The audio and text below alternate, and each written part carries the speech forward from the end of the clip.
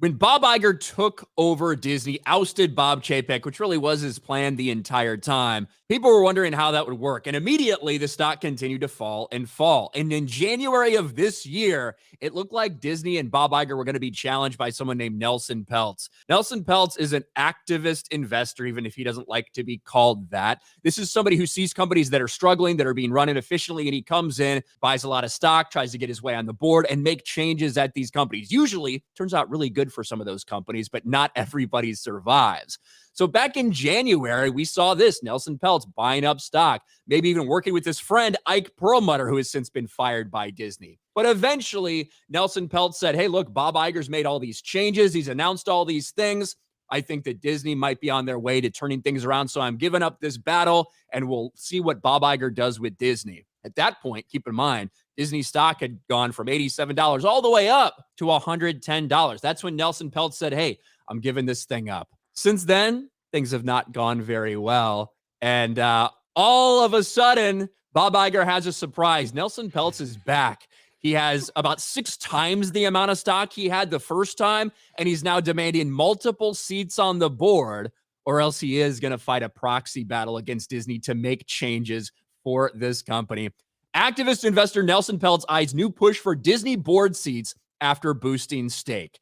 The investors fund Trian had abandoned a proxy battle in February after Bob Iger announced a turnaround plan, but is now asking for multiple board seats after the stock slumped. This purchase that he's made, he had about 6.4 million shares earlier this year. Now he has 30 million shares. That's good enough to be basically a top 5 in terms of shareholders. Look at this shit. Vanguard and BlackRock, the biggest shareholders in Disney, 141 billion, 75 billion. You got a funds management company right there. You got State Farm Management Company, Geo Capital Management, and then right after that is now Nelson Peltz and his Trian company with 30 million shares of Disney stock. This could be very bad news for Bob Iger because the changes that want to be made at this company might not have him in the plans for the future. But this is what happens when you run a company into the ground like this. And after they've shown that their changes didn't work, Nelson Peltz is back, demanding a seat at the table and wanting to make changes to the company, which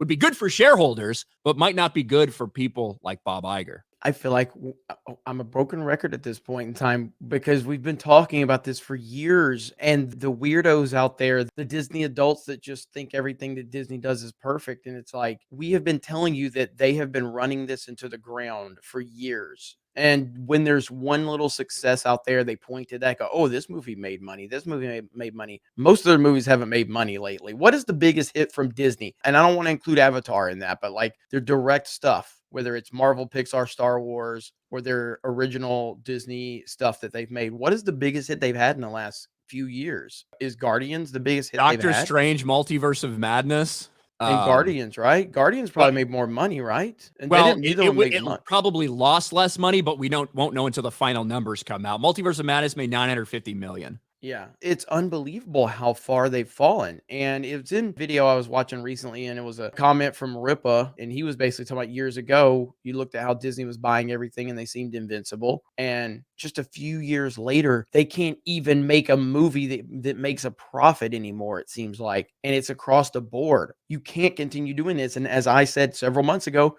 when the theme park started getting impacted, that was ground zero for Disney. When the theme park started to have any impact whatsoever, you know that they were in serious shape. This can't go unchecked. And finally, Bob Iger's finally getting held accountable, it would seem. Still, it's going to take a while, I think, which is still kind of sad that it shouldn't take a while. I mean, this guy's been doing a bad job for a long time now. This is not good for them. It's not good for him. And at least it seems like we got people that are finally waking up to the reality that have some power to get in there and make some change or hold people accountable at the very least. Yeah. So again, earlier this year, he kind of laid out the reasons. He thought Disney was being poorly managed. He wanted this company to get back to what they'd been doing before. They're a consumer-based company. And he thought the whole thing needed to be restructured. Bob Iger announced a bunch of restructuring things in the aftermath of that, but none of it's gone down the way he said it would. He certainly didn't cool things down with the state of Florida. They haven't silenced the noise in the culture war. None of the things that Bob Iger promised to do have actually happened. So Nelson Peltz is back with a lot more shares and a lot more weight to that.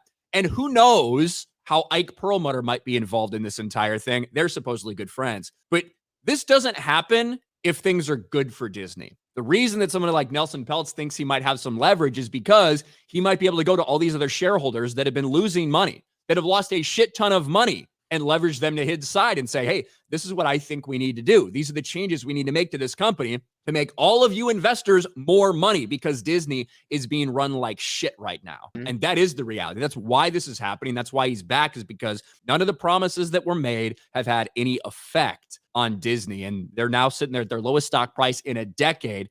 And this is a company that's ripe for someone to come in and make changes. He's done this before with a lot of different companies, and the vast majority of them were left in a better state afterwards. Something like this might have to happen. Somebody to not just allow Bob Iger to do whatever he wants, not just allow activists of the company to do whatever they want, but instead do things that are good for all the shareholders, not just people like BlackRock and Vanguard.